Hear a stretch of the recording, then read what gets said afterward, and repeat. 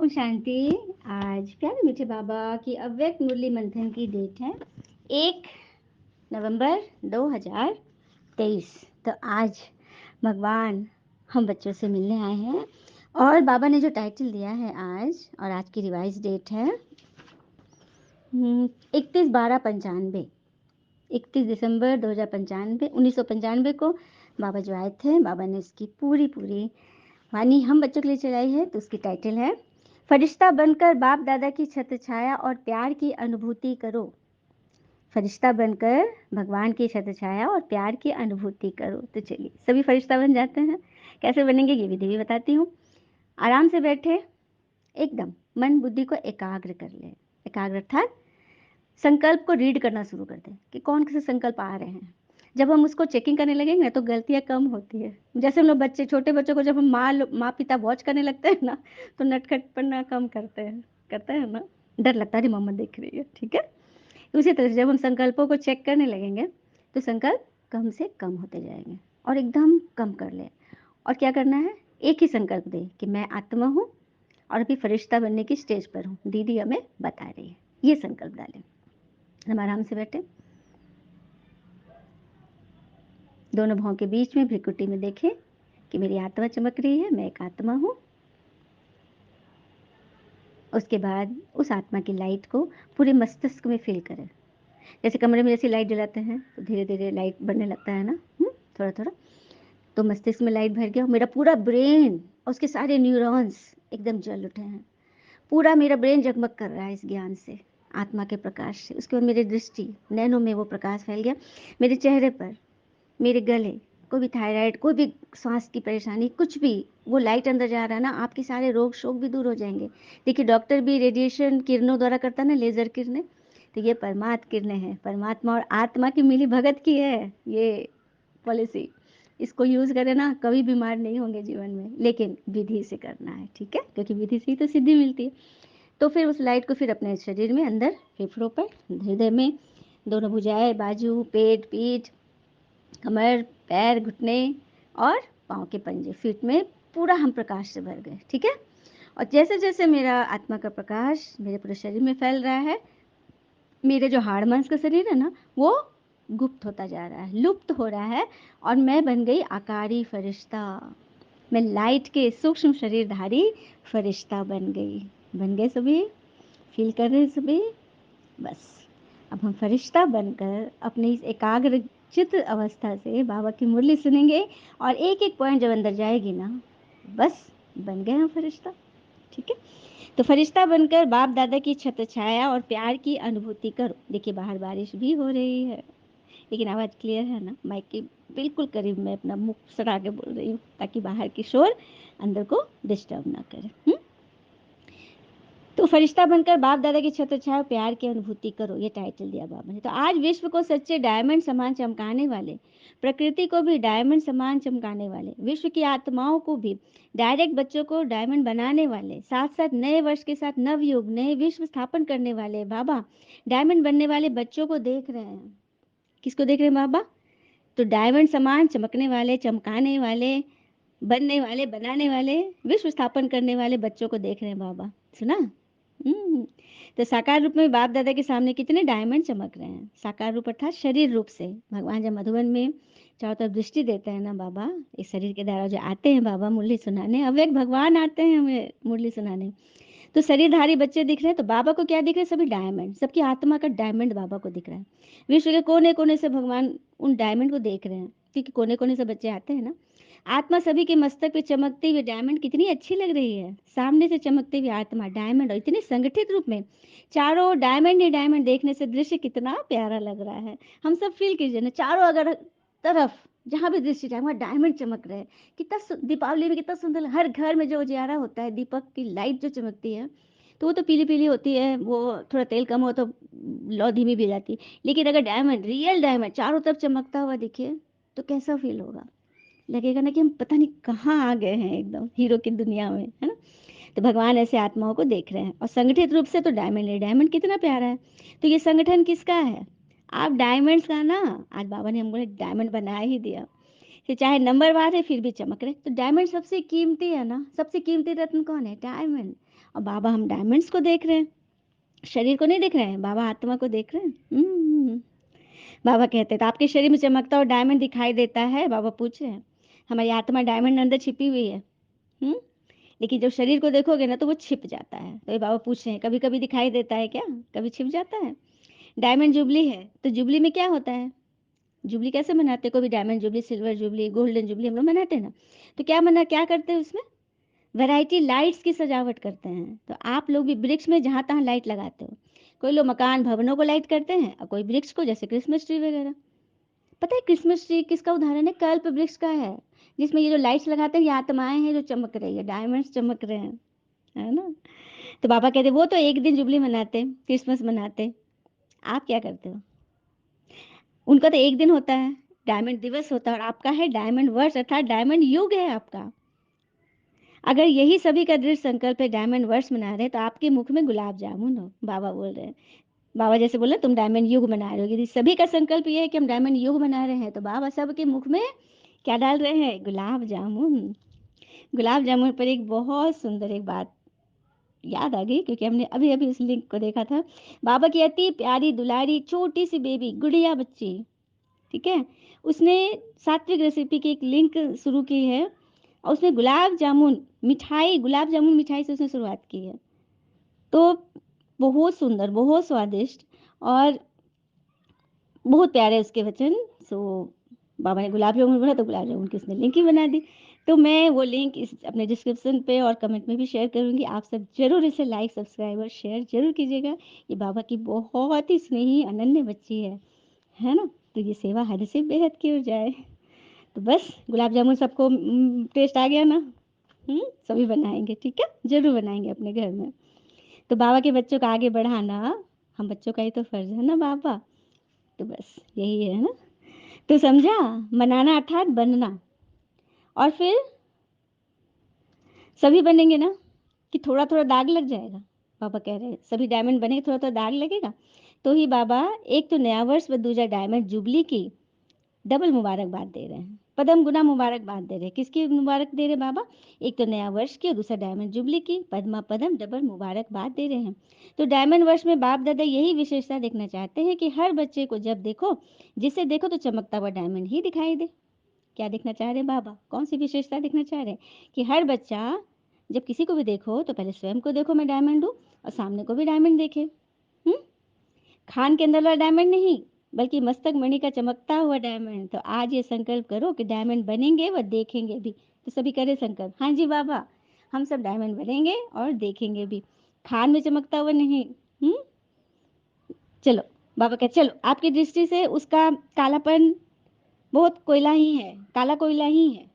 चलो कोई आत्मा के संकल्प या रहन सहन बोली काला कोयला ही माफिक है, लेकिन आपकी दृष्टि में उसका कालापन भी कम हो जाएगा जब आप उसको डायमंड की दृष्टि से देखोगे। आप जब रोशनी की दृष्टि से देखोगे तो अंधकार तो खत्म हो ही जाएगा। तो डायमंड जुबली में यही सेवा करनी है, सुना, डायमंड जुबली में यही सेवा करनी है। तो कैसे करेंगे? अमृत वेले से लेकर रात तक जितनों के भी संबंध संपर्क में आओ तो डायमंड बनकर डायमंड ही देखना। तो अमृत वेले से रात तक जितनों के भी संबंध संपर्क में आओ तो डायमंड बनकर डायमंड ही देखना, ठीक है। तो सुबह से लेकर रात तक क्या देखना है सभी को? डायमंड बनकर डायमंड ही देखना। तो इस वर्ष में बाप दादा की बच्चों से यही एक भरपूर आश है, वह श्रीमत कहो कि बच्चों को डायमंड के सिवा कुछ नहीं बनना है। तो सुना बाबा की क्या श्रीमत और आस है कि बच्चों को डायमंड के अलावा कुछ नहीं बनना है। चाहे कुछ भी हो जाए पर डायमंड में दाग नहीं लगाना। अगर किसी भी विघन के वश हो गए या किसी के स्वभाव के वश हो गए तो दाग लग गया। किसी भी विघन के वश हो गए या किसी के स्वभाव के वश हो गए तो दाग लग गया। तो विघन तो नहीं आने चाहिए ना। जब टाइटल ही विघन विनाशक का है तो विघन आएंगे तभी तो विनाश करोगे। सुना, टाइटल बाबा क्या देता? मास्टर विघन विनाशक हो, तो उसके लिए विघन का आना तो जरूरी है ना। विघन आएंगे तभी तो विनाश करोगे, विघन विनाशक कहलाओगे। अगर कोई स्वयं को विजयी माना, मतलब कह रहा है कि मैं विजयी हूँ, अब कोई परिस्थिति नहीं आ रही है तो कोई मानेगा क्या? दुश्मन आया और उसमें विजयी हो तब तो मानेंगे ना विघन विनाशक है। तो कैसे आते हैं विघन? जैसे चाहे प्रकृति के आए, चाहे आत्माओं से आए, चाहे अनेक प्रकार की परिस्थितियों के विघ्न आएंगे, लेकिन आप डायमंड ऐसे पावरफुल हो जो दाग का प्रभाव न पड़े, तो ये हो सकता है? बाबा पूछ रहे हैं। चाहे परिस्थिति, चाहे प्रकृति, चाहे व्यक्ति, चाहे वस्तु, वैभव, किसी भी रूप में परिस्थिति आएगी विघ्न रूप में, तो क्या आप डायमंड बनकर पावरफुल स्थिति में रहोगे या दाग का प्रभाव में आ जाओगे? हो सकता है। हाँ जी बाबा, कोशिश करूंगी। कोई कई कई बच्चे कहते हैं कि बिंदी खिसक जाती बाबा, शरीर ही दिखाई दे देता है। क्या बात है, बाबा बोलते हैं हाथ में बिंदी देखो। तो बच्चे कितना मासूमता से कह रहे हैं, मासूमियत से, कि बाबा बिंदी तो खिसक जाती है, शरीर ही दिखाई पड़ता है। इस पर बाबा कहते हैं चलो, तीसरा जन्म शरीर देखने की आदत पड़ गई, तो अब लाइट का फरिश्ता देखने का भी अभ्यास करो। तीसरा जन्म तो आप शरीरधारी रहे, आत्मा का तो कुछ ज्ञान ही नहीं था, बाबा तो अभी आए हैं, तो अब तो फरिश्ता शरीर देखने का अभ्यास करो। इसलिए बाबा ने शुरू में प्रैक्टिस भी कराई फरिश्ता शरीर का। सभी सभी फील किए ना?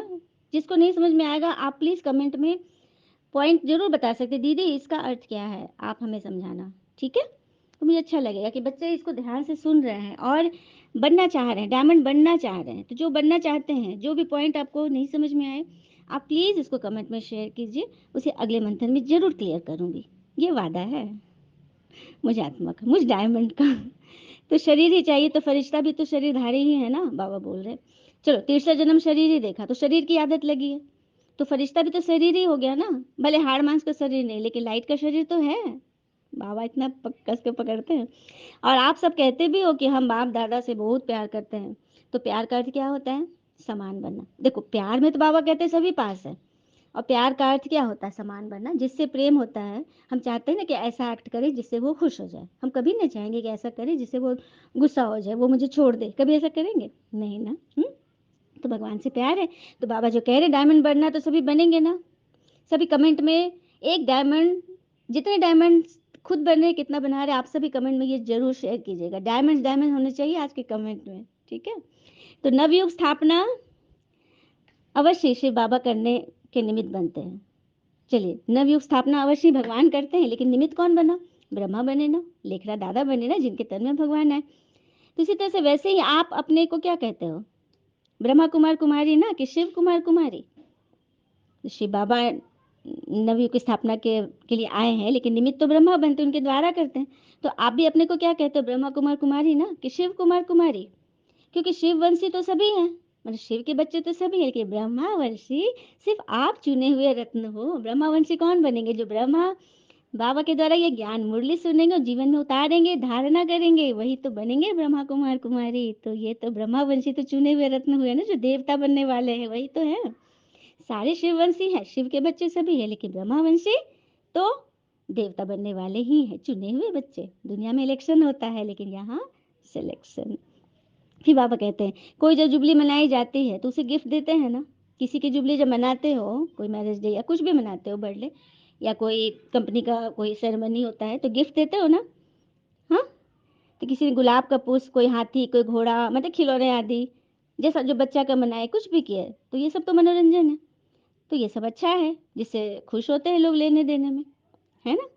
जैसे लकड़ी का घोड़ा नाच रहा है, पर यहाँ तो मनुष्य ही नाच रहा है, मनुष्य ही नाच रहा है। थोड़ा सा बस तावा पे एक शीतल जल की बूंद भी डाल दो, देखो कैसे छनकने लगता है ना? तो तावा हमें क्या बनना है? गरम तावा नहीं, हमें ठंडा ही तावा बनना है, ताकि कितना भी गरम जल डाल दो, अंगार भी डाल दो, लेकिन वो आवाज न करे।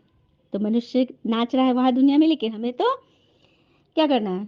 अब मनुष्य नाच रहा है तो नचा रही है कौन? माया नचा रही है। लेकिन बात यह है कि ब्रह्मा पिता की दिल पसंद गिफ्ट कौन सी? मतलब दुनिया में गिफ्ट तो दे देते हो, सामान दे देते हो, चलो कुछ पल की खुशी भी मिलती है, लेकिन भगवान को गिफ्ट कौन सा चाहिए? कौन सा गिफ्ट चाहिए भगवान को? हम्म बाप दादा की दिल पसंद गिफ्ट कौन सी है ब्रह्मा पिता की? देखते हो ना कि हमारा गिफ्ट उसे पसंद आएगा या नहीं। जिससे हम प्रेम करते हैं, या तो जरूर सोच के देते हैं कि ये गिफ्ट उसे पसंद आना चाहिए। तो ब्रह्मा पिता को क्या प्रिय है? तो उन्हें पसंद है चलता फिरता तुम्हारा फरिश्ता स्वरूप। क्या पसंद है ब्रह्मा पिता को? बाप दादा को क्या पसंद है? चलते फिरता हमारा फरिश्ता स्वरूप, जिस पर कोई भी व किसी का भी विघ्न प्रभाव न डाले। आपके संकल्प, दृष्टि, वृत्ति सब लाइट हो जाए। तो ये गिफ्ट देने के लिए सभी तैयार हैं? बाबा पूछ रहे हैं, तो बच्चों ने हाँ जी कहा। सुना?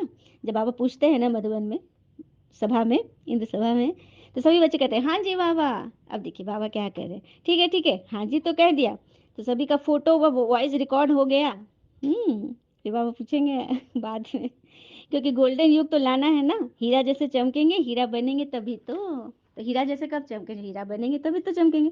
तो अमृत वेले उठते ही ये स्मृति में लाओ, ये याद में लाओ, सोच में लाओ कि मैं कौन हूँ और मेरा कौन। पता है ये स्टेटमेंट किसका था? दादी जानकी जी का। हमेशा बोलती थी, हमेशा ये याद रखो कि मैं कौन, मैं एक आत्मा, मेरा कौन, परमात्मा। बस आत्मा परमात्मा इन दोनों चीज में लगे रहो ना, सारे काम तुम्हारे इजी हो जाएंगे। तो संकल्प तो करते हो, रिजल्ट भी बताते हो, पर मेजोरिटी कहते हैं जितना चाहते थे बाबा उतना नहीं हुआ। किसी का 50%, किसी का 60%। तो डायमंड युग में भी ऐसे ही परसेंटेज में ही रहोगे कि फूल बनोगे? बाबा पूछ रहे हैं। कोई कहता है बाबा 25, 50, 75 ऐसे करके, मतलब जैसे बार्गेनिंग हो रही है। पुरुषार्थ में ना हम बार्गेनिंग करते, बाबा अभी 10% हुआ, 20% हुआ। हाँ, ये क्या है? बार्गेनिंग। यहाँ पे कोई खरीदारी हो रही है क्या? हाँ? फिर बाबा के डायमंड युग में भी ऐसे ही परसेंटेज में ही रहोगे क्या? देवी देवता परसेंटेज में ही रहोगे कि फूल बनोगे? बोलो हाँ या ना, बाबा पूछ रहे हैं। बोलिए सभी, हाँ या ना? हाँ जी बाबा। कि थोड़ा थोड़ा छुट्टी चाहिए? शिव शक्तियों में क्या परसेंटेज रहती है? शिव शक्ति अर्धनारीश्वर के क्या प्रतीक है? आधा नारी आधा शिव। तो भगवान के साथ हम सब शिव शक्ति कंबाइंड है, तो क्या उसमें परसेंटेज होगी तभी कंबाइंड रहेंगे क्या? हाँ, कितना इतना उतना बोलते रहते हो, कितना परसेंट रहना है? यदि परसेंटेज के बगैर फुल पास होंगे तो पता है ब्रह्मा पिता क्या करेंगे? परसेंटेज नहीं, क्योंकि धारणा में परसेंटेज नहीं होनी चाहिए 50, 60, 25 नहीं। यदि परसेंटेज में फुल रहोगे तो ब्रह्मा पिता पता है क्या करेंगे? सबसे पहले तो ब्रह्मा शाबाशी देंगे। चलिए सभी अपना दाएं हाथ से बाएं कंधा को शाबाशी दीजिए, टप टप टप। हाँ जी बाबा, शाबाशी दिए। फिर बाबा कहते हैं सिर्फ शाबाशी नहीं देंगे, और क्या करेंगे ब्रह्मा पिता? शाबाशी नहीं देंगे बल्कि रोज अमृत वेले अपनी बाहों में समाये अतीन्द्रिय सुखों का झूला झुलाएंगे। सुना? जब आप परसेंटेज से फुल रहोगे तो भगवान शाबाशी भी देंगे और अमृत वेले अपनी बाहों में समाये अतीन्द्रिय सुखों का झूला झुलाएंगे। जब सुबह सुबह ही तुम झूला झूल लिए, चार्ज हो गए, तो सारा दिन कैसा रहेगा? क्योंकि ब्रह्मा बाबा का बच्चों से अति प्यार है। पता है, जब तक ब्रह्मा बाबा शरीर नहीं छोड़े थे, अव्यक्त नहीं हुए थे, तब तक विश्व में सेवा नहीं हुई थी। बाबा 69 में अव्यक्त हुए और उसके बाद 71, 72 से विश्व में सेवा शुरू हो गई। लंदन, दादी जान की पता है उनको इंग्लिश कुछ नहीं मालूम था, उतना पढ़ी लिखी भी नहीं थी, लेकिन ब्रह्मा पिता ने कह दिया कि जाओ लंदन में सेवा करना। जानते ये लोग कभी क्वेश्चन नहीं करती थी, और उस वक्त पैसे भी नहीं थे, कैसे कैसे करके चंदा करके मतलब गई वहाँ सेवा करने। अब वहाँ सारे अंग्रेज, नया नया एकदम पहली बार वहाँ जा रहे, अब कैसे क्या करे कुछ समझ में नहीं आ रहा है। तो ब्रह्मा पिता व्यक्त होकर योग करवाते थे। दादी जान की योग करती थी, और उस योग से ना उन लोगों को बाबा वाइब्रेशन से टच करते थे, अंग्रेजों को। तब वो लोग दादी को समझने लगे, और फिर जो हिंदी बोलती थी उसका इंग्लिश में कन्वर्ट करके वो लोग फिर समझने लगे। इस तरह से विदेशों में सेवा हुई है। तो देखा, ब्रह्मा पिता आज भी और सभी दादियाँ अव्यक्त रूप से सेवा कर रही हैं, अनुभव होता है हम लोग को। तो ब्रह्मा पिता अतीन्द्रिय सुखों का झूला झुलाते रहते हैं। अमृत वेले से लेकर मतलब हम जब चार्ज हो जाएंगे तो सारा दिन अच्छा ही बीतेगा। शास्त्रों में यादगार है ना कि जब नदी उफान पर थी, चलिए अब उस युग में चलते हैं। जब नदी उफान पर थी, जमुना नदी, और मूसलाधार बारिश हो रही थी, याद आ रहा है? अभी हमने किसका जन्माष्टमी मनाया? श्री कृष्ण का ना, तो हमारा ही तो यादगार है। हमारा जो जन्म हुआ, जब जब भगवान, जिस समय हम भगवान से मिले, क्या हमारे जीवन में मूसलाधार बारिश नहीं हो रही थी? तूफान से हम एकदम घिरे हुए नहीं थे? हाँ, चारों तरफ से अंधेरा नहीं था? हम माया की जेल में कैद नहीं थे? पैरों हाथ हर एक अंग में बेड़ियां नहीं बंधी थी? ये हमारा ही दृष्टांत है। तो उस वक्त जब हमने संकल्प लिया, जब श्री कृष्ण ने जब पैर दरिया से बाहर निकाला ना, संकल्प का एक कदम हमने बढ़ाया, तो शेषनाग छत्र छाया बन गया था ना। तो वही भगवान कहते हैं कि आप सब श्री कृष्ण हो। उस विषम परिस्थिति में मैंने आपको चुना है, तो आप संकल्प का एक पाँव निकालो, मन बुद्धि का पाँव निकालो, बाकी मैं शेषनाग नारायण तुम्हारी छत्र छाया बनने के लिए तैयार हूँ। अब और इससे ज़्यादा बाबा क्या करेंगे? तो उन्होंने तो एक कथा कह दी है, लेकिन वास्तव में ये अभी का यादगार है। तो ही जो बच्चा फरिश्ता स्वरूप में डायमंड देखेंगे, वो अमृत वेला बाप दादा की भाकी पहनेंगे, गले लगेंगे, उनके साथ में कोई भी परिस्थिति आए, वह कोई आत्मनिमित्त बनेंगे विघ्न डालने के, तो भी बाप दादा स्वयं आपकी छत्रछाया बन जाएंगे। और बाबा ऐसे नहीं कहते, ये भगवानुवाच है। बाबा कह रहे कि मैं छत्रछाया बनूंगा, मैं ऐसे नहीं कह रहा हूँ, ये भगवानुवाच है। फिर बाबा सभी से पूछते, जिन बच्चों की डायमंड जुबली है वो हाथ उठाओ। बाबा ने सबसे बोला, क्या डायमंड बनना चाहते हो, वो हाथ उठाओ। फिर बाबा बोले, आप बच्चे 14 वर्ष में योग तपस्या करी तो विघ्न तो आए ही। तो कौन से बच्चे, बाबा बोले जब शुरू में, जब दादा जब 14 वर्ष के लिए तपस्या की थी, दादियाँ लोग सभी 14 वर्ष बिल्कुल एकदम बंद हो गए थे, वे लोग तपस्या करी थी, पुराने तपस्वी की बात कर रहे हैं। तो कितने विघ्न आए, लेकिन आपके साथ कुछ हुआ? हाँ, भगवान छत्रछाया बना ना, कितनी बड़ी बड़ी बातें हुई, सारी दुनिया विरोधी हो गई, यहाँ तक कि अखबारों में, लंदन अमेरिका अखबारों में से बुरी बुरी बातें आ रही थी। हाँ, प्रैक्टिकल में आपने देखा है, बेकरी पार्ट, खाने को कुछ नहीं। एक अनुभव और बताती हूँ, कई बार बताया भी है। एक बार भंडारी आकर बोली, करीब 10 बज रहा था ब्रह्मा पिता को, कि बाबा, ब्रह्मा बाबा, भंडारे में बिल्कुल भोजन नहीं है और इतने सारे 300-400 बच्चे हैं, कैसे खिलाओगे, सारा कनस्तर खाली है। तो ब्रह्मा पिता ने बोला कि शिव बाबा है ना। क्या बोले? शिव बाबा है ना।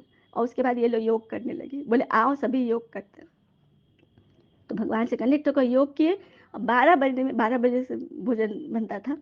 11:45 में एक बेल बजा और जाकर ये लोग खोली, बिना कोई नाम लिखा हुआ एक लिफाफा आया जिसमें 500 रुपये।